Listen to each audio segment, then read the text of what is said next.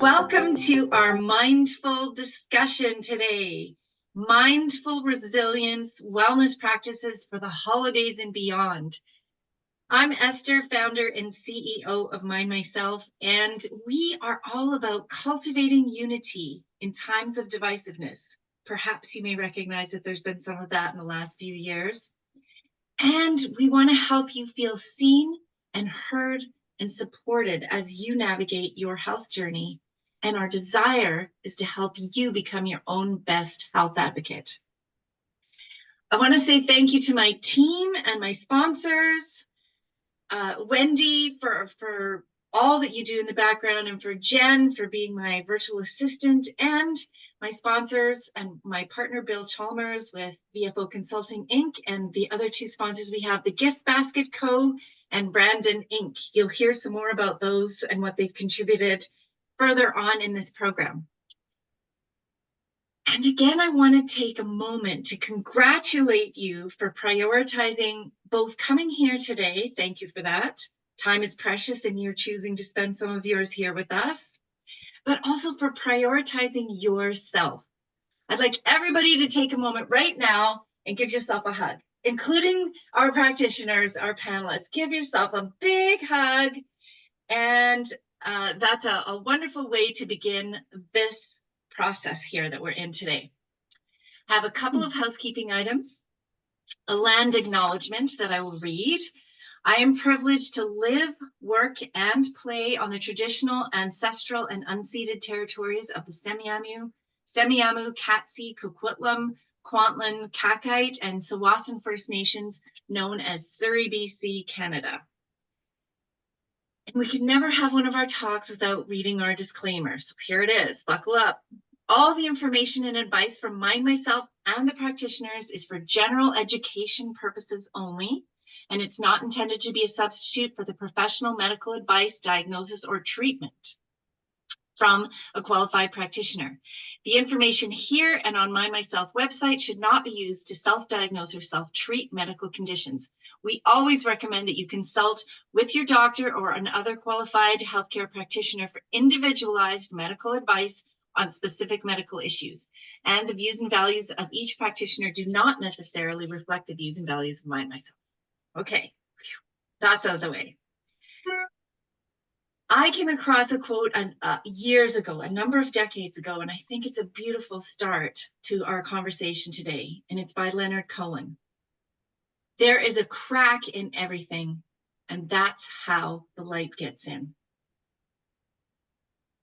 I love that. And then Brene Brown also says, vulnerability sounds like truth, feels like courage. Truth and courage aren't always comfortable, but they're never weakness.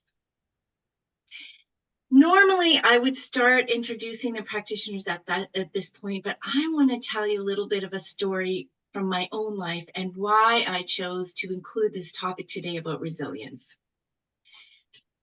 When I was 12, it was Christmas Day, and the women of the house, we had very traditional roles in our house. The women of the house had been busy cooking and baking, and I was relegated the job of cleaning up. And let me tell you, I was none too happy.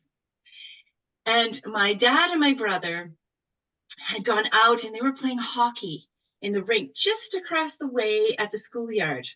And we could turn the back light on to indicate, okay, everything's ready, come on home. But my dad had gone and shoveled the rink off that day. This was in Northern Ontario, so that everybody could play hockey. And then he proceeded to play hockey. And when he came home, he was a bit late, and my mom was angry with him because dinner had been ready for some time. He came inside, and I went into the bedroom, and I saw him, and he looked gray, and he was clutching his chest. And that was my first indicator that something was really wrong. Well, it was Christmas Day, and my dad ended up dying that day. So it was a very, very difficult time. And I was 12, as I said, and that changed my life irrevocably forever afterward. And the holidays became equally difficult. And it's like, how do I navigate this? How do I be joyful when this is the anniversary of what happened with my dad, with me, with our family? And over the years, I have gradually come to find joy. That was a long time ago now, but I've found joy. And I also have deep compassion that this isn't always necessarily the most wonderful time of year for everybody. So I wanted to tell you that story to put it in a little bit of a context and say, no matter what has happened to you, no matter where you come from, no matter what circumstances that you find yourself, there are ways to find joy. And we're going to be exploring that topic today to help you find those moments of joy no matter what. Let's take a deep breath together. I know that was a pretty heavy opening, but let's take 2 deep breaths. Count to 5, breathing in, count to 5 to hold, and then count to 5 to release on your own time. Let's take a breath together.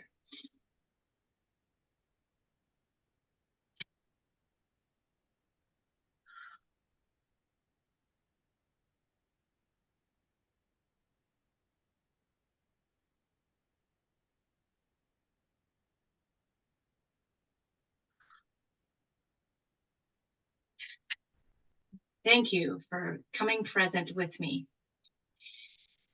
It is now my great pleasure to introduce our 3 panelists for today. They are amazing women and they have so much expertise to share with you. We have Mo Elworthy, Lauren Schmidt, and Denise Cambiotti, and I'm going to ask each of them to introduce themselves and tell a little bit about who they are and why they're here on this panel today. Let's start with Mo. Thanks, Esther. Hi, everyone. I'm Mo. I go by she, her, and I'm grateful to be joining you from Vancouver on the unceded territories of the Coast Salish people. I am a professional certified coach, a death doula, and a student of somatic experiencing. And so I support a lot of clients this year and all year who are experiencing and navigating trauma and grief and loss. And I'm passionate about being here today because we know that the holiday season and winter in general, and any anniversaries or special moments in the calendar year can be very challenging in terms of grief and loss and what that brings up for us. So I'm looking forward to being in conversation with you today. Thank you, Mo. Denise.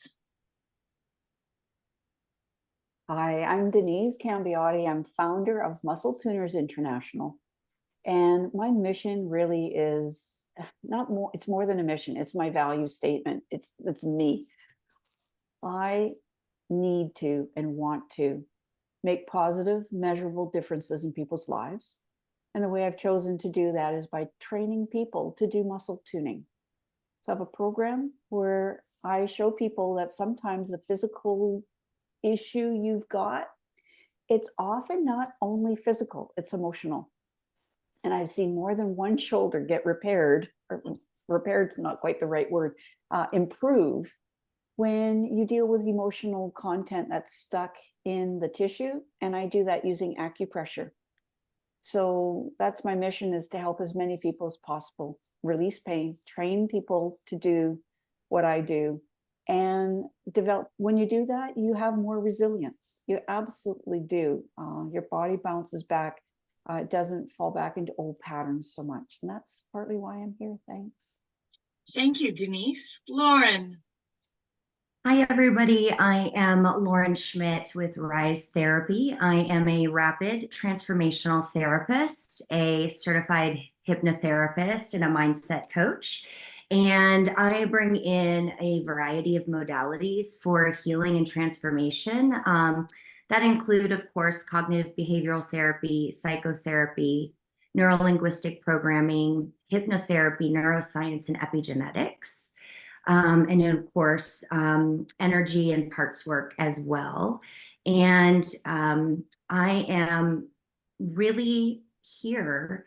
I feel like my mission is to help people to utilize their past as a source of wisdom and growth so that they can be present to actually create the future that they really want for themselves.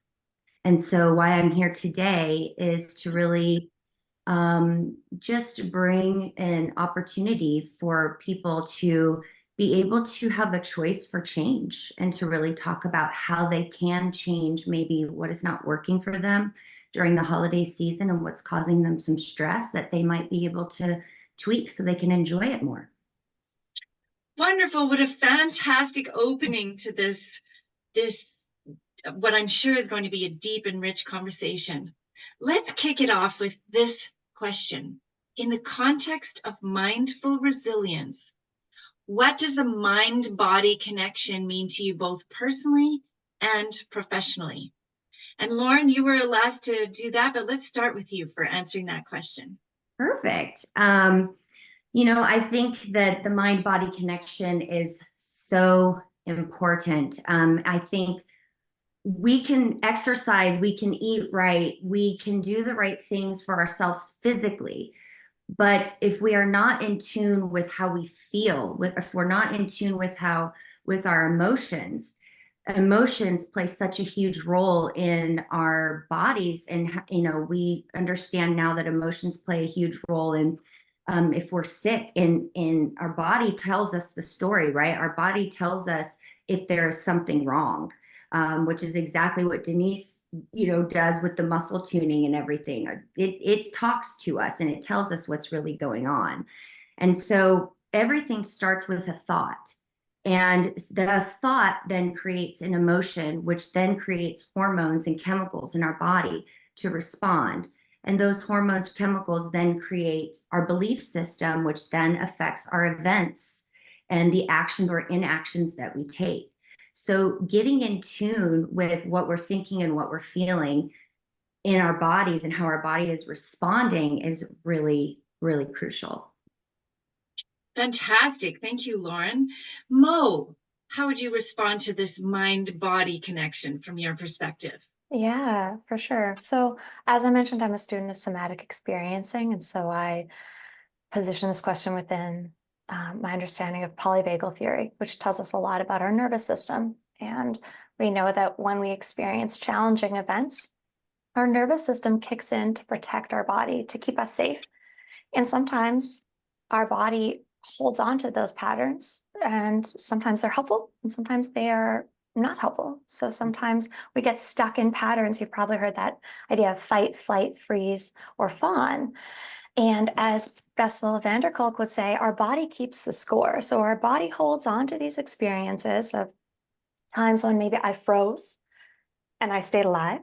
And now I'm going to keep doing that. I'm going to keep freezing when I hear a loud noise or see a car crash or something, because it worked last time. And in reality, that's not always the best or the most productive strategy in every circumstance. So imagine being at the Christmas dinner table and someone's arguing, and I'd like to share my opinion, but my pattern is just to freeze. And so I work with clients who bring in stories of events or patterns in the nervous system, and we work with the body and the mind. So what are the thoughts that go with that? What are the feelings? What are the memories and emotions? It's often all wrapped up together. And so we explore not just the feelings and not just the events, but also the physical sensations of what comes up, so that people have more capacity to respond how they would like to today. So that's what I think about when I think about the mind-body connection. And I think the other piece I would add is that often we're more comfortable in one or the other. Some of us are really comfortable in our bodies. Some of us are really comfortable in our mind. And I think a lot of the work that many of us do is about helping clients integrate those experiences of mind and body so that we can be present with all of it and choose how we want to respond today. I love that, Mo. Thank you. Denise, I'm sure you have some things to add to this as well, given your muscle tuners and muscle testing background. Well, I'm totally on board with what the other two wonderful presenters have spoken about, because it is inherently, we're all preaching to the same choir, us group, because we know this. Recently, a pretty knowledgeable person said, "Have you heard about the mind-body problem?"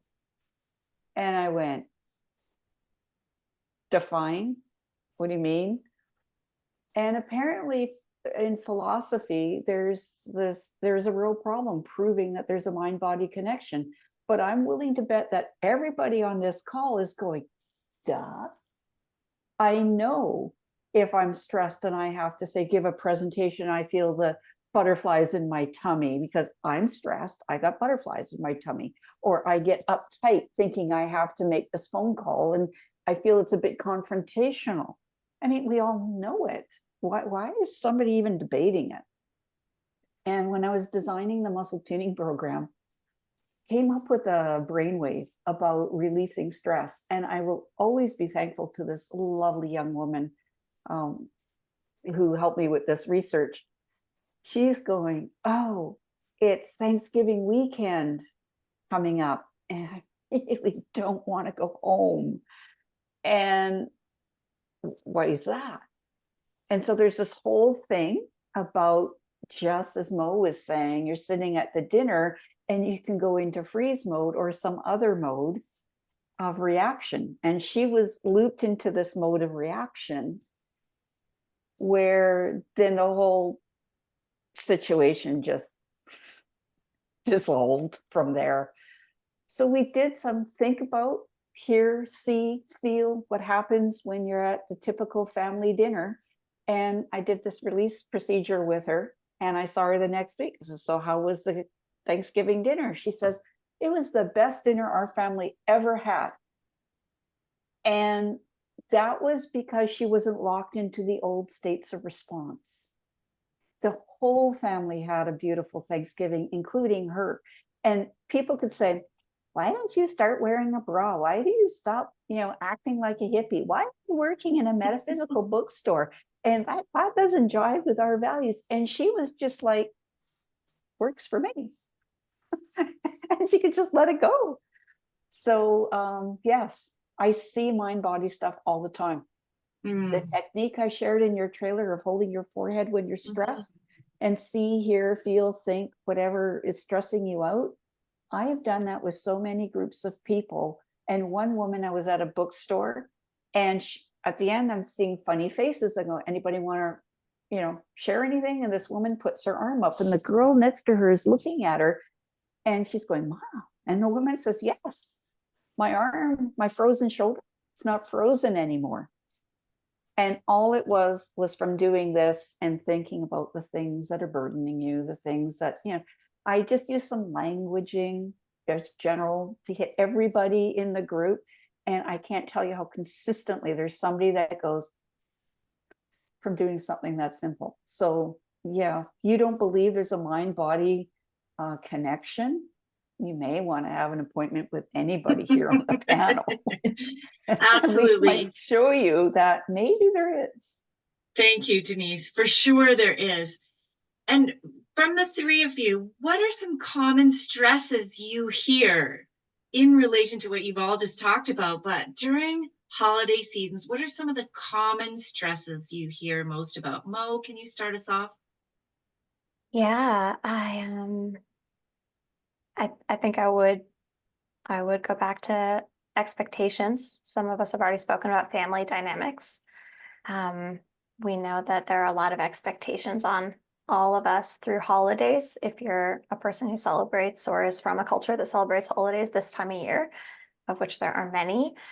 So for many people, there are expectations about going home. I know I was, at the dentist yesterday, and 4 different people asked me what my plans were for the holidays. And if you're not excited about the holidays, or you're not looking forward to going home, or you don't have a home to go home to, or you're estranged from the people you used to celebrate with, that's very stressful internally, but also externally in the social context of our community, where people assume that we have things to do this time of year.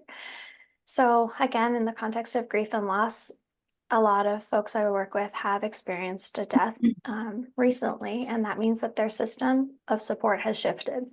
Maybe they've lost contact with people through that extended family or other friends. And so their holiday, the shape of the holiday looks very, very different. And there's still an expectation from the rest of society that we're going to keep going on and supposed to be buying gifts. And so there's financial pressure, there's social expectations. And also a lot of folks I support are being supported by other systems that might take holidays this time of year or be in decreased hours. So I'll speak later to more supports that are available if you want to talk more for the holidays. But I think it's important to acknowledge that for some people, going to work every day is a support, or going to school every day, and being outside of those systems of support can be really challenging. Thank you, Mo. Denise, what are some of the common stresses you hear people talking about during holidays? During the holiday, it's the pressure that people put on themselves. They need to make the perfect dinner. They need to have all the boxes ticked on their checklist, whatever it is. But we have to have these connections with these friends. We must send gifts out. We must do this. We must do that. So yeah, expectations is huge.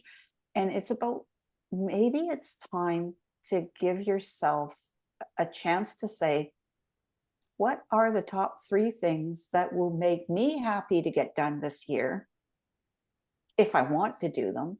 And if the other ones get done, they get done. If they don't, just, it's fine. So a lot of people are in overwhelm because they have just taken on too much. Some of them are still working full time, or they're solopreneurs, and there's all the year-end wrap up, business owners, that has to happen.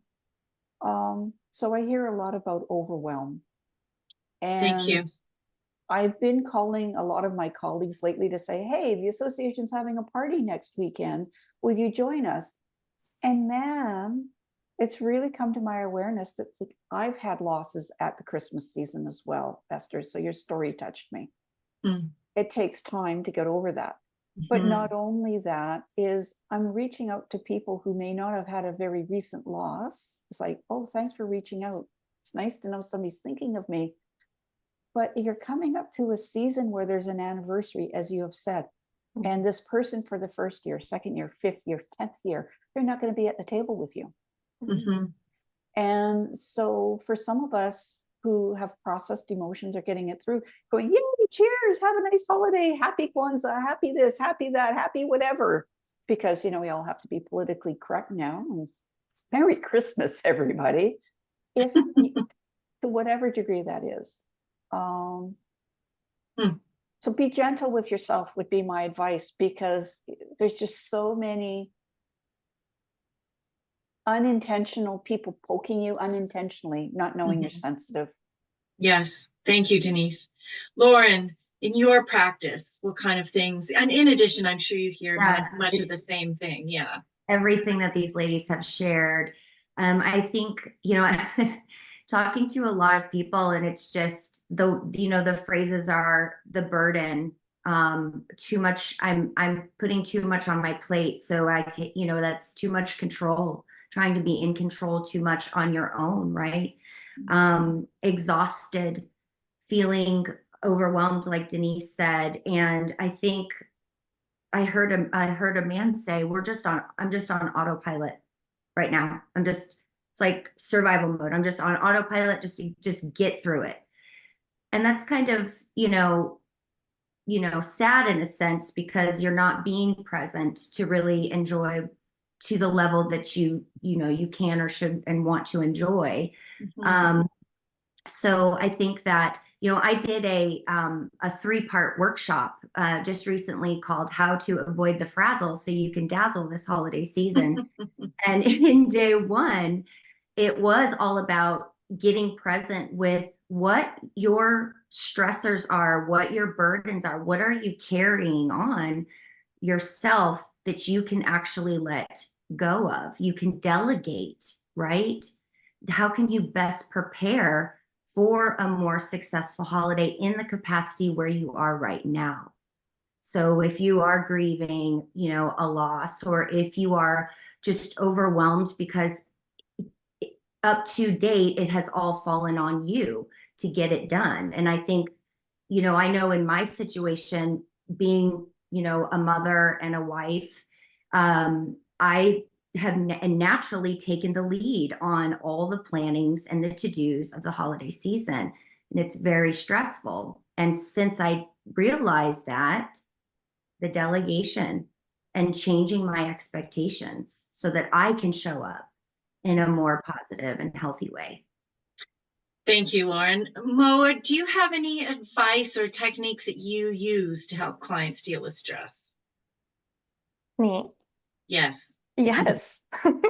I mean, going back to polyvagal theory and the mind-body connection, I work a lot with clients to help them regulate their nervous system through stress. So part of that is attunement with me in session, and then building capacity and building resources in their lives so that they can go back into their life with more capacity to respond and to take care of themselves in stressful situations. So I talk a lot about, like I said, resourcing. What are some places that help you feel nourished? Activities that help support you or refuel you or recharge you. And then also people. Who are the people that help you regulate your nervous system? Who do you feel yourself around? Who do you feel calm around? Who can you just be with without adding stress or coming back depleted? And how can we increase those things and then decrease the things that are stressful? So that would, bring us to boundaries and planning and going in with intention. Thank you. And Denise, I know you've given us a few of those tips. Let's move into a discussion from your point of view about setting boundaries. What are some of the top things that you talk about with your clients in terms of setting boundaries? Oh, I'm a student. I am not the teacher on this subject. So what are you learning then about setting boundaries? It's so easy to fall into old patterns. It's really easy to let the wolf into the chicken house just because he wants to stick his nose in just to smell the chickens. I'm not going to do anything, right? The old, whatever that fairy tale was. And it seems like that's not going to be a big deal to let somebody encroach a little bit into your boundaries. And all of a sudden they're leaped right in, they're in your face energetically or physically. And then what do you do? So I literally, in my, besides training people to do stuff, I run a clinic. And I cannot tell you how many people I have had practice saying no. So many people cannot say no. So we actually do a bit of role playing, and I figure out where in their nervous system they're holding that stress, and we release it till they get to a point where we're saying, hey, I need you to make me a plate of brownies for my kids' event next week. And they're looking at me going, no. But how ridiculous is that to ask somebody a question like, hey, you're a client of mine, but I need you to make me a plate of brownies because I need it for my kids' thing next week because I don't have time to bake. There are some people who would say yes if I asked, and they oughtn't. They should definitely not. So yeah, So have saying somebody help you practice saying no, and you don't have to give it a reason. No, I'm too busy. No, it's just no is no. Thank you. Lauren, what are some strategies you help people with around setting boundaries? Sure. I think that first, it's acknowledging that we are very accustomed to creating with what is familiar to us, and that comes from the old patterns. So when we, and those can keep us stuck, right? And so when we actually realize that we can change that, we can create something different for ourselves, and to actually set boundaries that are healthy for us. I think that first, I really help my clients to establish boundaries that keep them safe. So establishing safety is very, very important, and prioritizing that sense of safety is very important to them, because it allows them also a sense of knowing that they can protect themselves, and it helps them to feel more empowered to speak up. And also helping them to manage their expectations for themselves and for their situation, their environment that they're going to be knowing that they're going to be entering into. And I think that in a way of doing that is really to identify what triggers them. So, and why they decide, like how they can decide what to do, and how they can help themselves in a healthy way. So I'm not saying like in a aggressive way, but in an assertive way. Yeah. Fantastic. Thanks, Lauren. We're having some really great dialogue happening in the chat too. So practitioners, if you want to, in between, if you want to have a quick look at that, that's fabulous too. Mo, when you're helping people set boundaries, and let's move into the self-care approach too. Yeah. How do you guide some of your people, we'll call it, and into setting positive boundaries and self-care? Mm-hmm.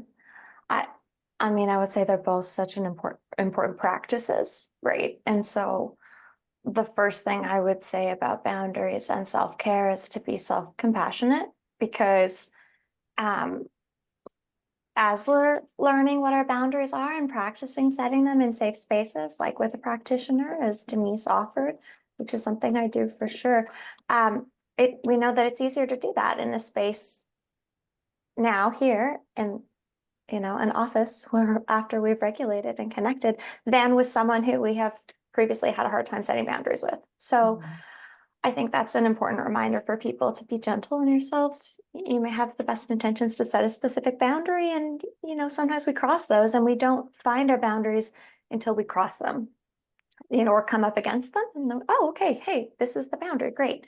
So something that we can practice within sessions together is physically working with boundaries and helping people understand, what does it feel like when someone encroaches on your boundary in a safe and supported way? What does it feel like when someone respects my boundary? How do I know that this is my boundary in my body? So that's where I start with people, is knowing, what does that feel like when they have that felt sense of having boundaries respected?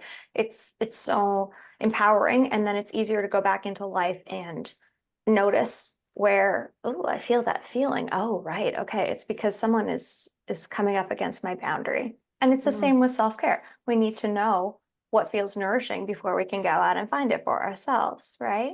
Right. So I think, again, that's about working with people who we feel safe and supported with to explore these things that are quite vulnerable. As you said, Brene Brown would say, it is a vulnerable choice to step into some of these spaces that have been challenging for us in the past. And so find someone who you trust to work with, and then find friends and family who support you and you feel like you can play with and practice with in safe ways.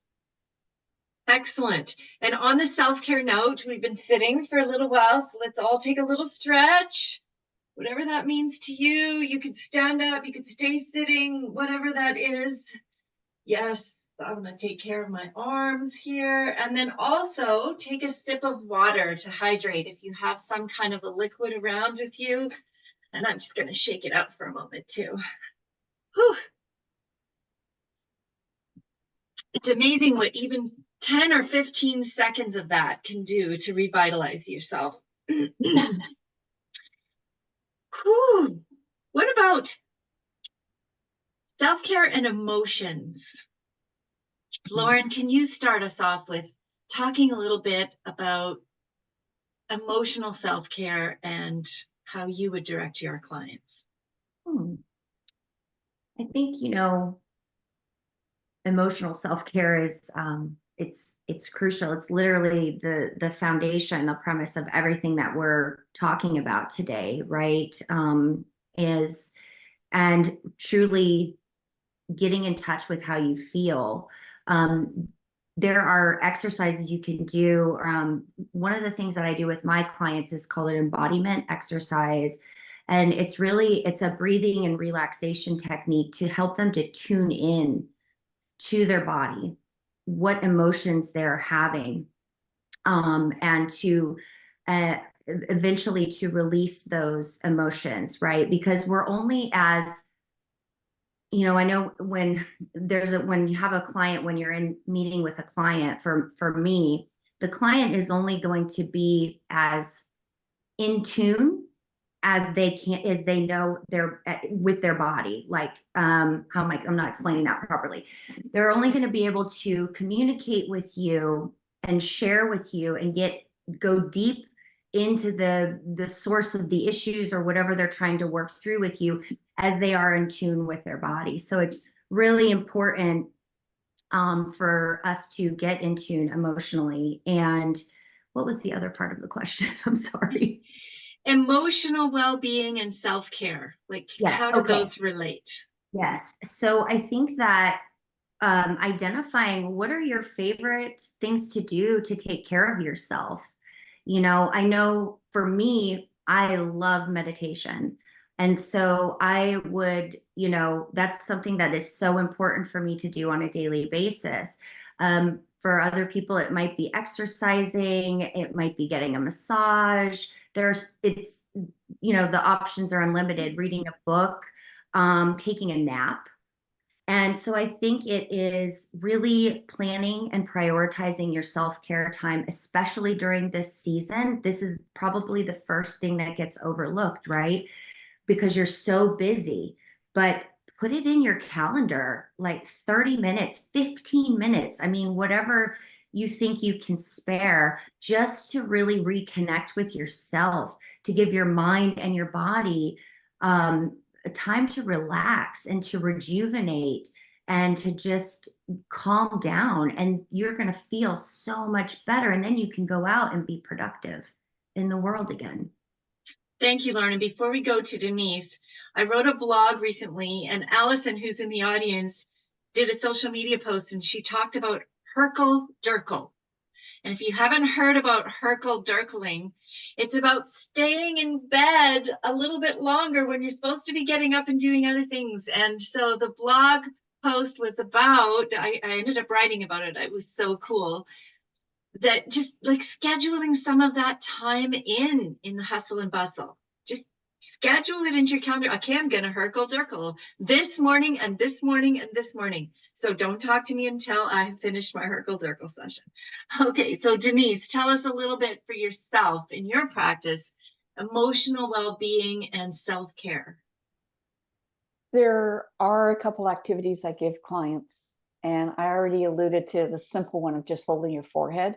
There's literally emotional pressure release valves right here above the colored part of your eye, halfway between your eyebrow and your hairline. So on that frontal bone, if you just touch them, no pressure, just touching them, they literally release stress out of your body. And I know this for a fact because my kids are still alive. I have twin boys, and once Dad was away on a work trip, and they got together, and they were like two little pit bulls, and I was ready to kill them. I really was. I mean, yeah. And anyways, they finally got the cue. Mom's, the look on my face was sincere. They finally, the only time in their lives, they actually turned around and went the other way. But then I had all these stress hormones in me. It was unbelievable. I literally was ready to go out and do damage. And I remembered this technique, and I held that, and I just thought about the ridiculous conversation we had and how ridiculous I was getting so upset about the conversation, because obviously it was, the answer is no, back to no. But anyways, I literally felt the adrenaline that was coursing through my body literally just drained right out. And it's supposed to take up to 3 hours for your liver to process hormones once they've been kicked into gear.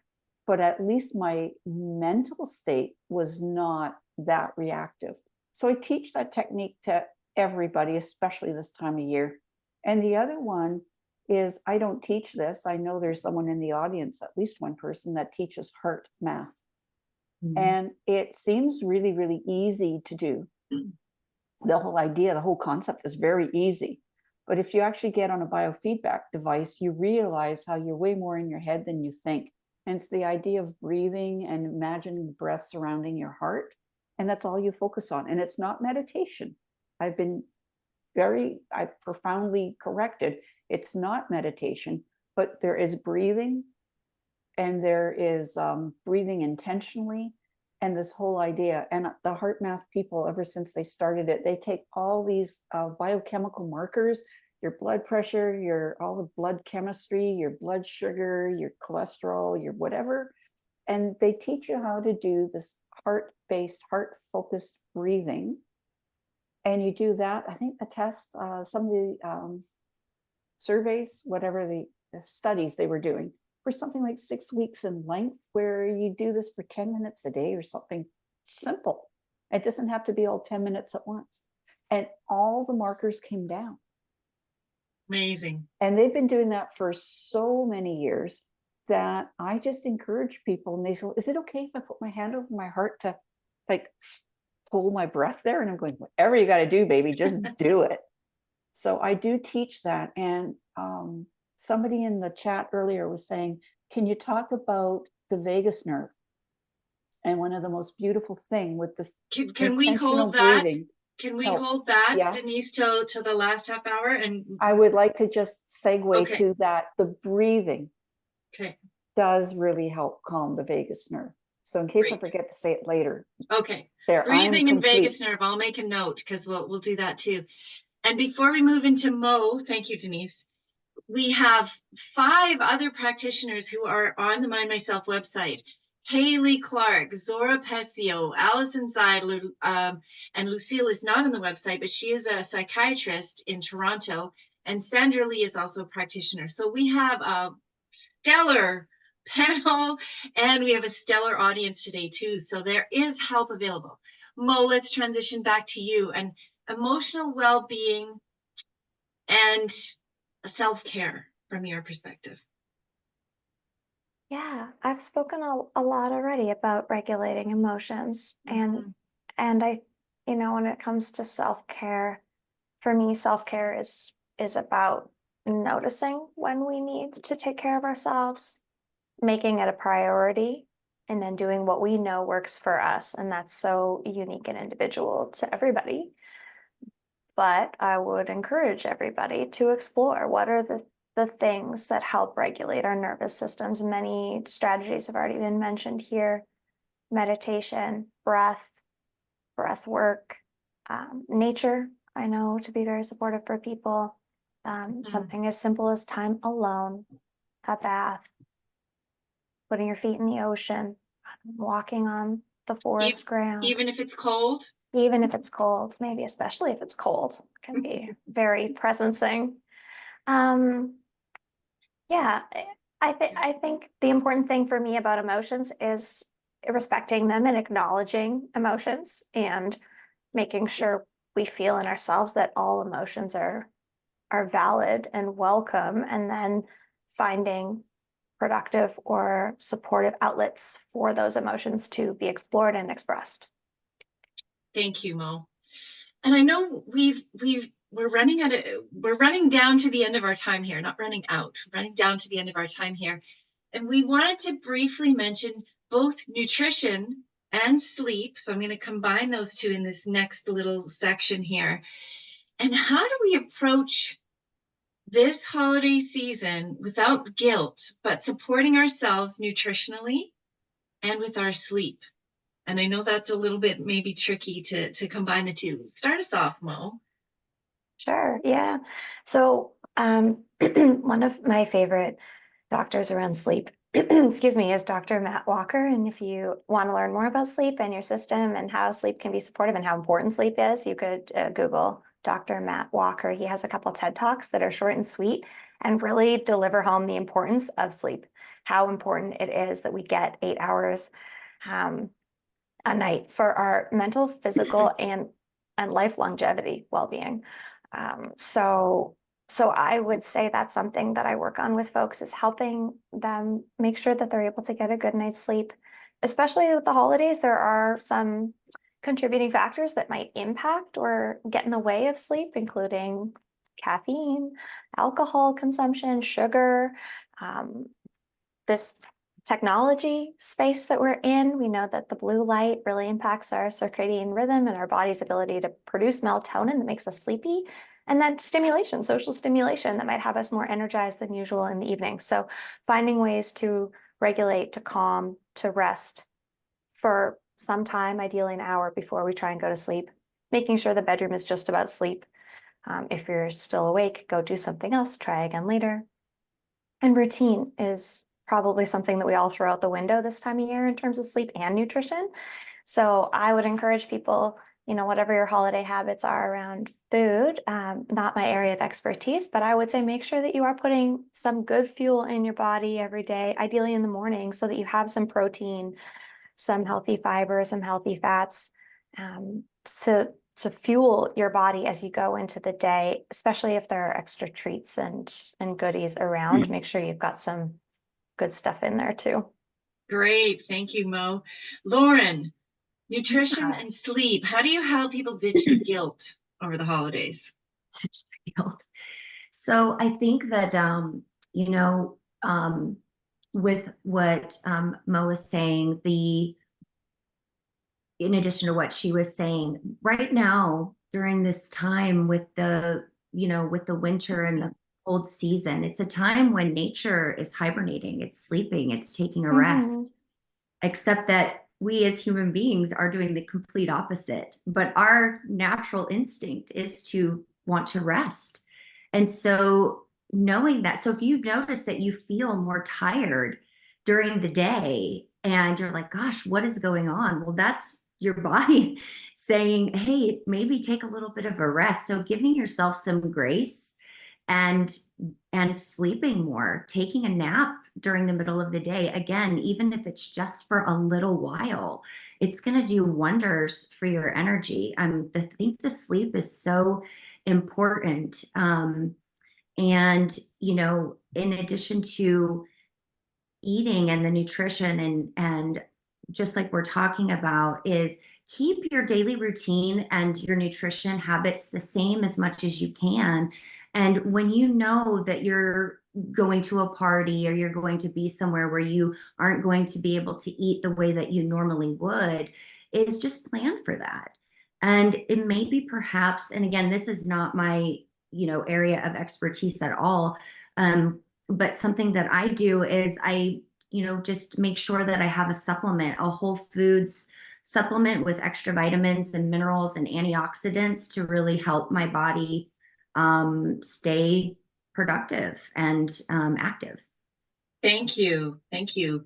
Denise, anything to add about nutrition and sleep over the holidays? Everything's really been covered.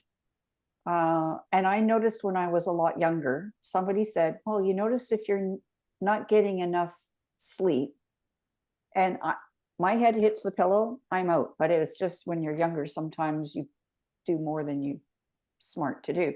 So if you're not getting enough sleep, make sure you eat properly. So don't skip meals. If you're lacking on sleep, don't skip meals. And the other thing that I know for a fact, and science says, when you eat sugar or things that convert to sugar in your system as soon as they enter your mouth, certain starches, your immune system kind of takes a holiday for half an hour. So if you're going to eat that candy and then go into a party where people might be ill, you might catch what's going around. But when you've got healthy food in you, your immune system is on the job all day, constantly for you. So I'm just going to add that to the nutrition piece, is it matters what you put in your mouth. Fantastic. Yes, it matters what you put in your mouth. And I know, having studied a number of things over the years, but when Eric Edmeades from WildFit talks about, it's so much more important to put the good stuff in than to be worrying incessantly about all the bad stuff. And I know you've all referred to that. So make sure that you're getting some bitter greens, knowing that you're probably going to do some indulging over the holidays. Make sure you get lots of vegetables, include some bitter greens. As Denise said, don't skip a meal just because you know you're going to pig out later. Have something small that keeps your blood sugar regulating. And again, I'm not the food expert, just sharing from the lessons that I've learned over the years too. And hydrate. Drink water. of almost all the things, drink as pure, clean water as you can. At least 2 to 3 liters a day would be ideal. And that's going to help you. And I love what Denise said about immune system boosting as well. Every time we have the processed sugar, it's not necessarily the honey or the maple syrup stuff, but the processed sugar, it is going to compromise us a little. So take those proactive measures. And let's move into a topic that I also find so something I need to return to all the time, no matter what: cultivating gratitude and mindfulness. To the practitioners here, what practices do you use or do you suggest? And we've talked a lot about this already, but specifically about gratitude and mindfulness and ever-present moment awareness. Lauren, can you start us off with what practices you use and what you recommend to your clients? Yes, I think it is really, really important. And it's a process, right? It's a practice that for us to get better at, but it is acknowledging what we are grateful for, seeing the beauty in our lives, what's working out well for us, and even acknowledging and blessing and giving gratitude towards the challenges and the obstacles in our lives, because those are really truly intended to help us to grow and to learn. And some of the things that I talk to my clients about, and that we will set up together, some practices, and that I also do for myself, is first thing in the morning before you get out of bed, right when you start to become consciously aware, and which is, gosh, this day is a beautiful day, I am grateful for, and just list the things that you're grateful for. Even if those things haven't happened yet, right? And noticing throughout the day your wins, what's working out for you, actually acknowledging and taking a moment to say, wow, that really worked out well for me, or my goodness, thank goodness this happened.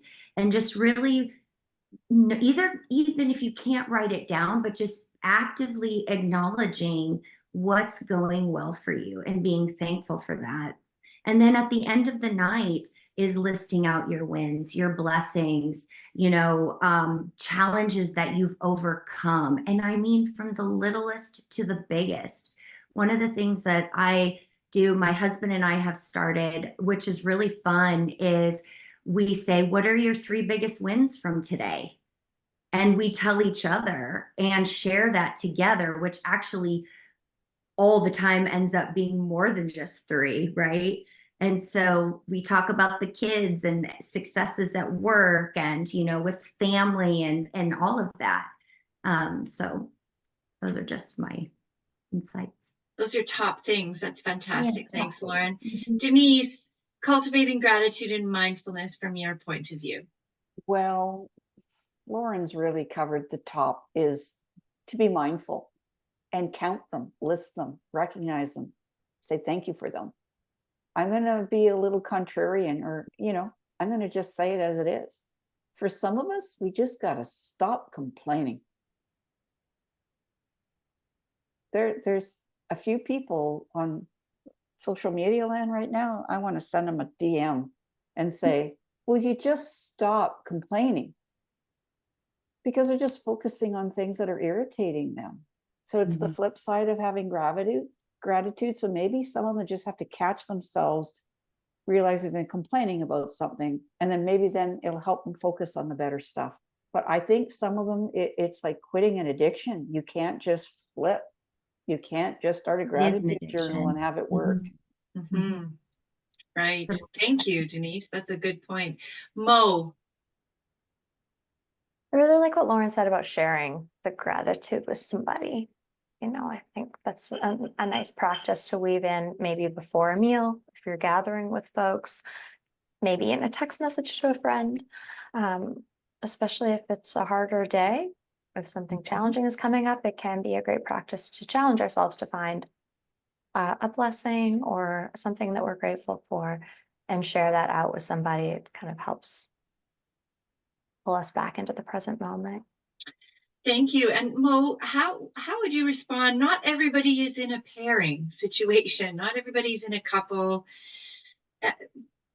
do you have any advice if you were going to say for somebody who's single or has been for a long time or might be wanting to be in a partnership? How would you approach your advice for them? Yeah, in terms of gratitude and mindfulness, or just generally this time of year? Both. Yeah, yeah. Um, yeah, I'm holding a couple of clients in my heart as you ask that question, because I do know of a number of people who are feeling very isolated and alone. This time of year can bring up the fact, the lackings or the feelings that we are lacking if we don't have connections to maybe our grandparents we used to have, or parents we used to have, or partner we used to have, or many people around us have those partners or children, and we might not, right? And so thinking about, again, comfort and ease, how can someone bring in the sense of love and connection that they're looking for with the people around them, or with the support of other communities, other people who might be feeling similarly. And I talk a lot with my clients about chosen family. Who can you bring in to support you in the ways that you want to, and feel that love and connection in different connection sources? Yeah, I really like that phrase, that our chosen family. And even if we do have family that we do engage with regularly, and maybe we love them dearly, maybe we don't, depending on your circumstance, but our chosen family, we do get to make those kinds of choices. So that, thank you for bringing that in. And how, as we do our final question in this context, and then we'll open for Q&A, integrating everything that we've talked about so far in our conversations, what's a practical tip that you'd like to share, or something you'd like to leave people with today as a kind of synopsis of this discussion, or this is one thing, if you hear nothing else, this is what I'd like you to take away? Denise, can you start us off? Since the beginning of November, I've started my day reading a short paragraph and then 3 questions. And I've really come to appreciate taking that time in the morning before anything else, before I check my anything, feed, or take the time, go inside, be quiet. You don't have to be a profound meditator. Just stop the monkey brain and ask yourself, your soul, your higher power, whatever it is, your unconscious mind, and say, what is the one amazing thing I need to know to look for today? And it'll be some kind of a message. And go explore that for the day. And that is a way to get out of your brain and get connected to your knowingness. I would just recommend, meditation's always really big for a lot of people, but a lot of people say, I don't have the time, or hasn't worked in the past, but you can take 5 minutes to be quiet. Thank you. Mo, what's one thing you'd like to leave people with today for this part? Yeah, I really encourage people to tap into what they need this time of year, and be really very, very honest with themselves about what is going to support them in being how they want to be this time of year. So whether that's an orientation to self-care, or holding love and compassion for the people around you that might be challenging you, or setting boundaries around the things that you really don't want to do, prioritizing your own health over cultural expectations, whatever it is, I really encourage you to just touch base with your biggest intention and ask yourself a couple times a day, how can I be closer to that intention right now? Wonderful. Thank you, Mo. Lauren. I think everything that these two wonderful ladies said, one of the practices that I share with my clients and have them do is to really look in the mirror at themselves, which actually can be really challenging at first, I'm not going to lie. But you look in the mirror before you start your day, like as you're starting your day, you're brushing your teeth, getting ready for the day, and you just tell yourself you love yourself. that you're doing a great job just as you are. You're perfect exactly the way you are. And just say, what kind of day do I want to have today?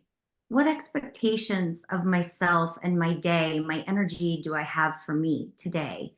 And whatever comes up is great, as long as you are caring for yourself and supporting of yourself, because it all begins with you and it all ends with you. Fantastic. Self-love. It's not selfish, it's self-care. Mm-hmm. That's a wonderful note to end on. And I'm going to do a quick screen share because I want to share an invitation with you for some of our upcoming events. And also, before we jump into the Q&A, I'm going to make you an offer.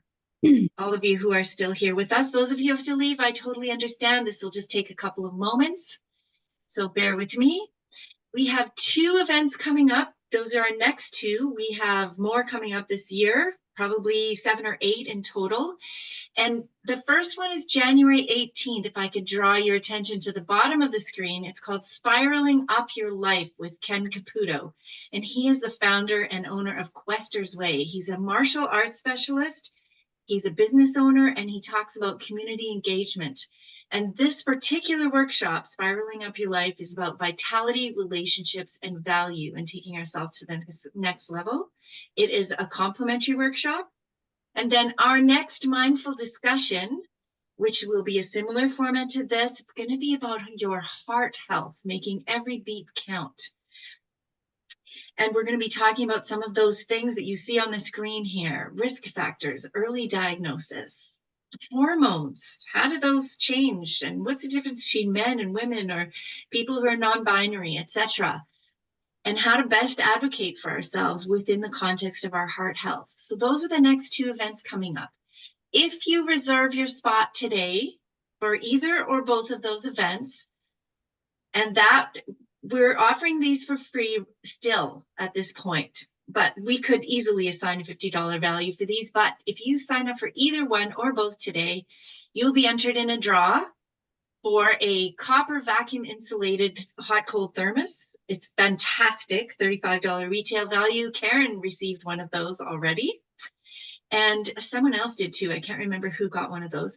A cozy go-to on-the-go pillow blanket. Rusty, I know you've got one of those, and Shahrzad is not here. Aren't they great, Rusty? Cozy and warm, yeah. And then also a nourishing aromatherapy triplet. It's going to come in this nice little box, and it's three little aromatherapies, and it's expansion, clarity, and grounding. And you see the values there, and they will be shipped to you anywhere in Canada and the continental US. Plus, for those of you who might be interested, Bill Chalmers, who's my partner and also one of the sponsors for Mynd Myself, is offering a 1-hour free coaching session. And he's worked with presidents and prime ministers to carpenters and musicians, and everybody in between. So this is a priceless value. And today, this is all complimentary to you. And those are the sponsors for the event. JW Wellness is the person who offered this, Julia Falchi. And that's her company that does this essential oils, and she's a coach. Brandon Inc. Promotional House and the Gift Basket Co. So if you sign up, I know Wendy has put those links in the chat. That would be amazing. And some ways to stay engaged with Mynd Myself on an ongoing basis. We are now accepting donations for those of you who might be interested. We have offered such value over the last year that we've been live, and would very much appreciate anything that you can contribute. If you have lots, give lots. If you don't have very much, anything that you can spare would be fantastic. And if you don't have anything to spare, that's okay too. And we also support a charity called Blind Beginnings, helping blind children and their families in British Columbia. And then Ways of Transformation is a Uganda organization helping young girls have proper period products and information about their periods. Stay connected with us. We have a health survey on the website. We have a blog, podcast, additional resources. We'd love it if you'd share that with your friends. We have a Mynd Myself community, and we are also on social media. So I will end that screen share. And we will come back to our live Q&A section. So I know that Wendy's put all that stuff in the chat. So please feel free to reach out and do that. If you have any questions, now is the time to raise your hand electronically and we will see you and we will ask you to unmute and you can ask your questions there. But to kick us off, thank you for already signing up. That's fantastic. To kick us off, what do you do in this season of love if you're really angry with somebody? Do you have any recommendations? Lauren, I saw your eyes get really big. Do you have any advice? If you're really angry with someone, and not you, if someone is really angry with someone and this is the season of love and we know we want to be loving, what would you recommend? Yeah. So I actually, this happens with clients, right? And so there is a resentment forgiveness exercise that I teach my clients, where it's actually a visualization, where they can visualize that person expressing all of their anger, right? Because we don't want to shove it down and pretend that it doesn't exist. That is not healthy for us. And they get to express that anger in every way, shape, and form that they want to, right? So they can get as aggressive as they want. And then once they have released all of that anger and frustration, the pain, the hurt towards that person, they see them physically battered, right, in their mind, they can then, that person then apologizes to them. And so there's an exchange where it actually transforms into a very loving relationship. And then the person then sets new expectations for how that relationship will be moving forward. Sometimes this takes several times to go through and to do it. It probably takes about 10 minutes. And they are basically changing their own energy, which then changes the energy unknowingly of that other person. So they're not portraying now anger and frustration and maybe guilt because of the anger they carry for that person. At very least, they have a neutrality, right, towards them, and a different standard of expectations. A very practical suggestion. Thank you. Either Mo or Denise, do you have anything that you would like to say about that? I will speak up, and I totally second, don't keep it trapped in your body. If you're angry, acknowledge it. Do something about it. You've got to get it out of you. Don't stuff it, and don't go yell at the person you're angry at. Now, interestingly, notice I said yell.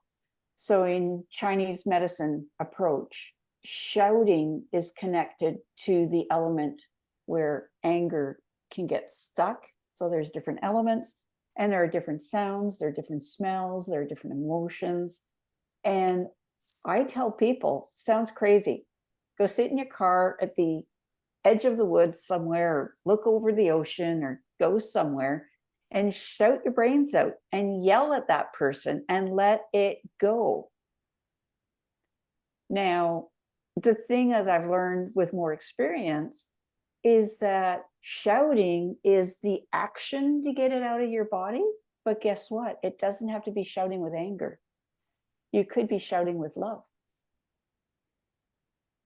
So get your shouts out, even if they're into a pillow.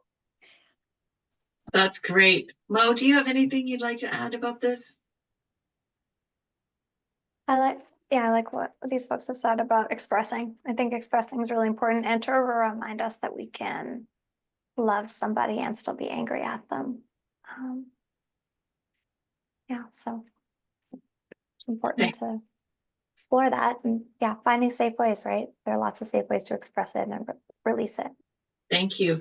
I know after a long time ago, decades ago, I had a breakup with a guy I was dating, and I was just so hurt and angry. And I knew that the peony here in the fair was coming up, and I went, okay, I'm going to go on all the rides and I'm going to yell. I'm just gonna let my whole body go and yell.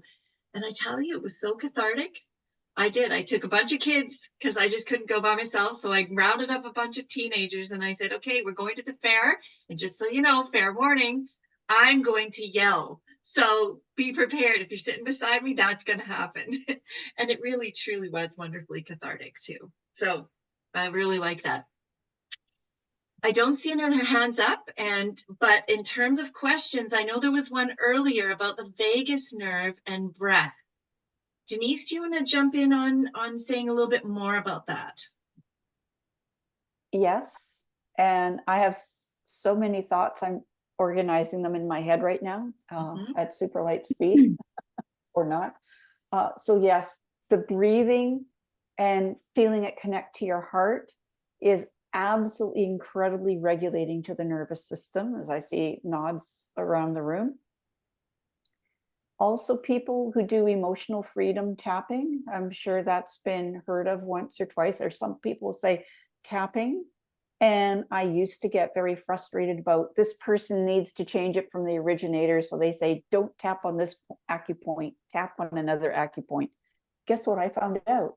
Just tapping on any acupoint. That's like, this is not an acupoint, but this is, and this is, and this is. So if you know where there's any acupoints, just Google images for acupoints.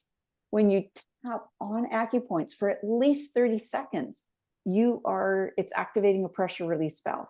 And if you're doing that with, I am so upset about something and I need to get it out and I want to feel calm, that doesn't hurt to have that mindfulness too. So tapping, and I want to show a neurolymphatic point right here in that shoulder crease. Okay, let's all touch our neurolymphatic points. Okay. So and this is how the nervous system is communicating with the lymph of the body. You rub this point for 20 to 30 seconds.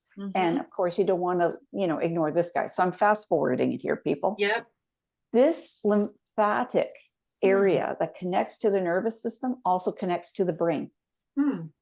So the thing is anything that we call a neurolymphatic reflex in my world, activating it for a minimum of 30 seconds calms down that sympathetic nervous system. That's the fight flight part. So there's one that just knowing where that spot is and thinking I'm doing something good for my brain, maybe I'll focus better after I do this for a minute. That's my tip. Thank you. And what it strikes me as, if you're at an event or family dinner, nobody's going to know anything if you they're just gonna think that you've got a little bit of an itch, maybe not the whole 30 seconds on each side, but it's something you could do in any situation. Just, fold your arms and do a little bit of so it's something you can do. Lauren, I saw you do some tapping. Do you want to take us through a little cycle about tapping? I'm not, no. Okay. So I know how great it is, but my only true experience with tapping was my husband's aunt back in the 90s early 2000s was talking about tapping, and God rest her soul, we made fun of her, and now it's this big thing. It really works. That's the Totally. And I'm like, she was so ahead of her time, and that's it. That's my only experience. Okay, there you go. Well, so for those of you who don't know tapping, you start with tapping on the back of your hand, and you can just tap if you want, or you can say your things and move them. Start with the negatives, and then you tap the top of your head, and then you tap your forehead, maybe above your two eyes, below, right at your nose. And then you tap the top of your lip. And I'm not an expert in this. I just have done it a fair bit with other people on your chin. And then you're the top of your little bones here. And then just underneath your arm. And then you keep repeating that. And you go to the top and you can say some phrases over and again. You can express your anger. And then you can say, and even though I'm feeling this anger, I love and accept myself fully for who I am. That's a common part of it. So I encourage you to try that. Thank you. Mo, do you have anything that you want to add to that particular conversation?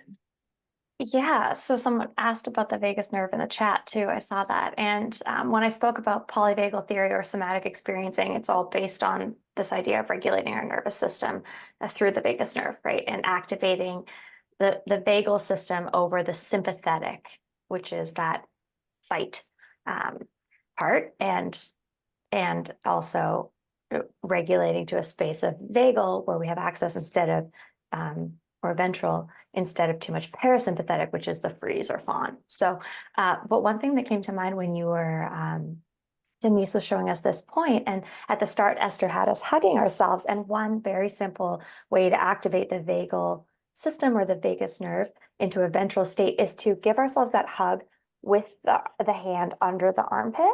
So you're activating that point that Denise said, maybe more subtly than rubbing, and then you just hold yourself. This is a way, we're mammals, we like connection. And one way that we regulate with other humans is to feel a hug from somebody. That feels that great. Yeah. And so, this is something that I've done with clients virtually where we're not in the same space together, but I want to help them regulate. We might just take 2 slow breaths like this together. And are you holding the left armpit and the outside of the right arm? That's Does correct. that matter? I don't think that matters. It's that spot on either side. It's just, yeah, helping us feel connected in this hug. It's as if I'm hugging Esther and she's hugging me, even though we're far away from each other. So that's a strategy you could use in your car before you go into a situation or after. But there are lots of ways to help us pull into that ventral space, and breath is probably the fastest, doing 3 intentional breaths and slowing that exhale down, as Esther had us do at the start. Thank you. I don't see any questions in the chat. Does anybody have any? I don't see hands raised. Now, Bill, I also noticed that you talked about Ho'oponopono. Mo, Lauren, or Denise, are any of you familiar with that? If not, I'm going to ask Bill to come out. Denise, you're familiar with that? I'm familiar with it, but I'd love for Bill to speak on it. Great, Bill. Will you open your mic and turn your camera on? Is he there? Oh, he didn't expect me to call upon him. Mo, were you nodding as well? Do you know Ho'oponopono? I do know the Ho'oponopono prayer, and I'm mindful because I don't know the name of the person to credit this with, but my understanding is that it's an ancient Hawaiian prayer, which has 4 points.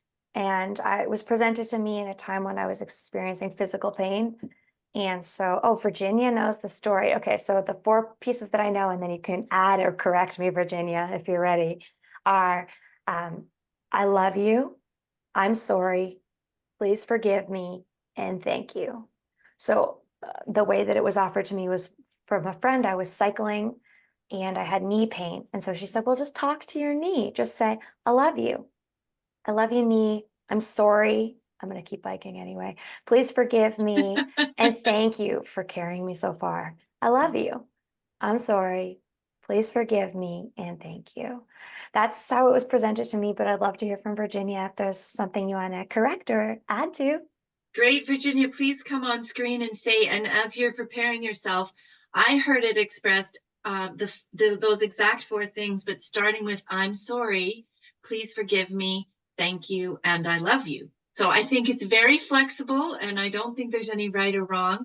But Virginia, are you open to just coming on and speaking the story? Well, there you are. The one that I credit is Dr. Hugh Len. And I read about his experience when he was working with inmates in a psych internment. Yeah. And it was so violent there that the staff was always turning over, and the psychologists never stayed ever. They might stay a month, 2 months, 3 months was long. And so when Dr. Hugh Len come, the staff were thinking it's going to happen again. He's going to be here a month or 2 and be gone. But he never once saw any of the inmates. All he did was take their files out, spread them out on the desk, and read their files, and then do Ho'oponopono on each of them, thinking of being able to have those traits in himself. So he would repeat those 4 phrases. And eventually they had to close down the institution because all of the people healed so much that they no longer needed the institution at all. And he never ever spoke to any of them, and all the violence subsided, went away, and people healed because he did that on himself. So it's so powerful to use Ho'oponopono to heal ourselves, therefore heal the people around us. Thank you, Virginia. That's wonderful. And in whatever order you put them, I put them in the chat. So you either start with I love you or end with I love you. I'm sorry. Please forgive me. Thank you. And I love you.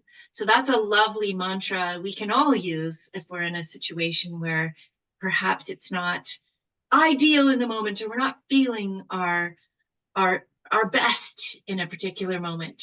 So thank you for that, Virginia. Any other questions? If not, we will wrap it up here. Bill, you were off mic, and I invited you to say something. Is there something you would like to contribute to the Ho'oponopono conversation? No, I'd just say that it's one of the most amazing, simple, elegant. Our bodies seem to love it. It's truly a remarkable process. It's just, and again, I don't think it matters what order you do those questions in or those comments, but it really does stabilize the body. It's pretty amazing. Thank you so much. Final words from you, beautiful women. I know we wrapped up the hour, but do you have anything else to say to our fine audience, either in the room here or later, who might be watching this after the fact? Mo, can you start us off? Yeah, my first thought is that I earlier offered some resources for connection. If you are looking to talk to somebody over the holidays, if you're struggling with anything, I really encourage you to reach out to your local crisis line. Across Canada, we have this wonderful new service where crisis lines are being integrated under one phone number, which is 988. So if you don't know that Wow. number, write that down. It's our nationally wide number now to call for crisis response, suicide intervention, and just emotional support, 988. That will take you to a crisis line near you. I also encourage you to check out local resources. I don't know where you all are, but in BC, we have wonderful supports through 310-6789 for mental health, and the BC Bereavement Helpline. If you're working through grief and loss, that's a crisis line specific to grief and loss, and they're open for the holidays. And I just want to say, please take good care of yourselves. Reach out for support. Thank you so much, Mo. Denise?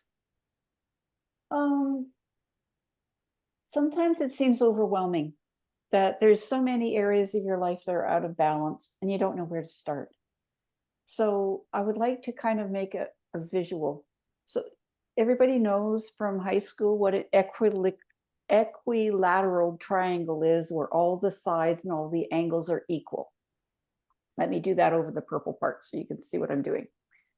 So what if one side is really squashed, right?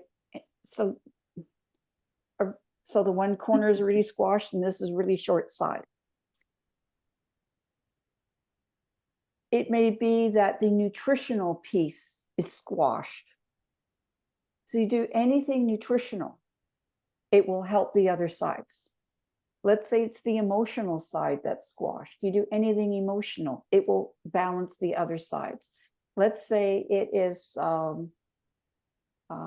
emotional, biochemical, and physical. Anything you do to improve something on the physical level affects all the other sides.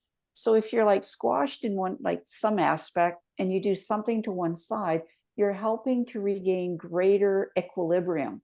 And this is the strongest geometric force in nature, apparently. The power of the triangle takes an enormous amount of force to break anything when you are in that state. But the cool thing is, to summarize, because I may not have said it properly, anything you do for any of the sides helps all of you. So do not be overwhelmed. Pick a spot, do a little gratitude journaling, stop complaining, eat a little better, sleep a little better, work out a little bit, move your body, whatever that means. Doesn't mean you have to go to the gym, just move more. Do something. That's it. Thank you, Denise. Lauren, take us home. Sure. Well, it's Following on what Denise said, it's like nothing changes until you change, right? So if you want something different for yourself, you have to do something different. And you are so much more greater and more powerful than you think and you give yourself credit for. And you are absolutely deserving to show up to the life that you actually want. And you don't have to do it alone. There's support for you. There's help available to really to guide you and to give you the tools to help elevate yourself, your mind, your body, your emotional state.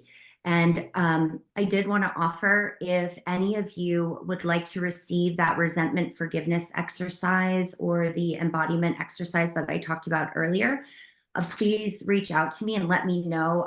It's all in writing, so I can easily send it to you, or I'm happy to hop on a call and just do it with you and show you how to do it so you can add that into your practice as you need. Fantastic. Thank you, all three amazing women. We will be sending out a follow-up email with the link to this recording and, of course, how to reach out to each of these fantastic individuals. And you can find Denise on the Mind Myself platform and Mo and Lauren from their websites. And I want to leave us today with a few quotes. And it was really hard to pick because there are so many really good things, but let me just read a few of these to you. And we talked about this. Dr. Lauren Fogel-Mercy says, deep breathing is our nervous system's love language. We've been talking a lot about that today. Dan Millman says, you don't have to control your thoughts. You just have to stop letting them control you. And Emery Lord says, my dark days made me strong. Or maybe I was already strong and they made me prove it. And then there's a quote, there is no normal life that is free of pain. It's the very wrestling with our problems that can be the impetus for our growth. And that's by Fred Rogers. Max Lucado says, you are valuable just because you exist, not because of what you do or what you have done, but simply because you are. And Maya Angelou says, and still I rise. And we do all of these things at Mind Myself because you matter. Thank you so much for joining us today, and have a wonderful holiday season where you can find joy, no matter what the circumstances are around you. Thank you for being here, and thank you, Mo and Lauren and Denise. Deepest gratitude. Thank you. Happy Thanks, holidays, Esther. everyone. We're so glad you're with us, and we're doing this because you matter.